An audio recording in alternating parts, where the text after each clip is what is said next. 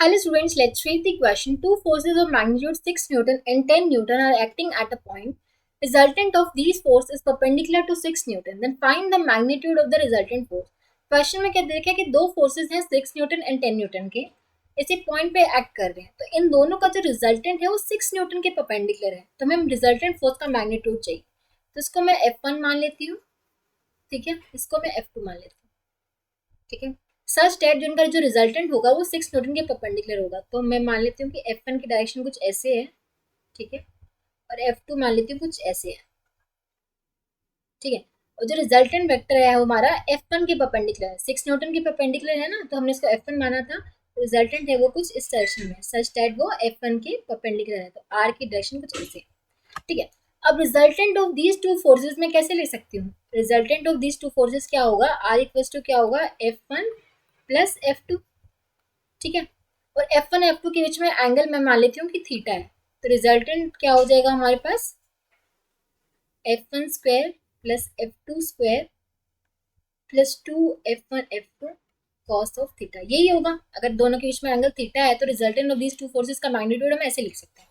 अब एक और इन्फॉर्मेशन हमें दे रखी है कि जो रिजल्टेंट है वो F1 के परपेंडिकुलर है। अगर F1 के परपेंडिकुलर है तो उनका जो डॉट प्रोडक्ट होगा वो जीरो होना चाहिए। When two vectors are perpendicular तो उनका डॉट प्रोडक्ट जीरो होता है, तो हम बोल सकते हैं कि R डॉट F1 इसका जो डॉट प्रोडक्ट होगा वो जीरो होगा। तो R को हम लिख सकते हैं F1 plus F2, F1 plus F2 का रिजल्टेंट है, dot F1 should be equal to zero. अब F1 डॉट F1 में करूंगी, ये F1 है,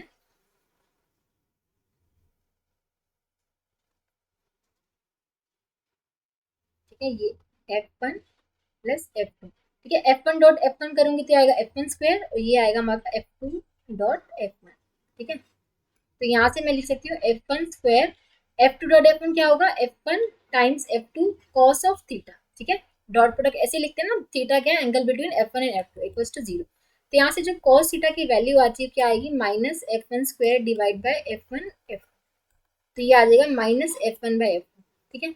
कॉस थीटा की वैल्यू ये आ गई, F1 की वैल्यू कितनी थी 6 और F2 की वैल्यू थी 10, तो ये आ जाएगा -3/5। तो cos थीटा की वैल्यू होगी -3/5, यहाँ पे बस पुट कर दो, R की वैल्यू चाहिए थी ना मैग्नीट्यूड, तो F1 की वैल्यू कितनी 6, तो 6 का स्क्वायर हो जाएगा 36, F2 की वैल्यू थी 10 तो 10 का स्क्वायर हो गया 100 प्लस 2 टाइम्स F1 की वैल्यू 6, F2 की वैल्यू 10 और cos थीटा की वैल्यू -3/5, तो यहाँ से कैंसिल हो जाएगा। ये आ जाएगा हमारे पास 136 minus 6 to z 12, 12 to z 24, 24 into 3 हो जाएगा ये 136 माइनस 72 हमें मिलेगा 64, रूट 64 हो जाएगा 8।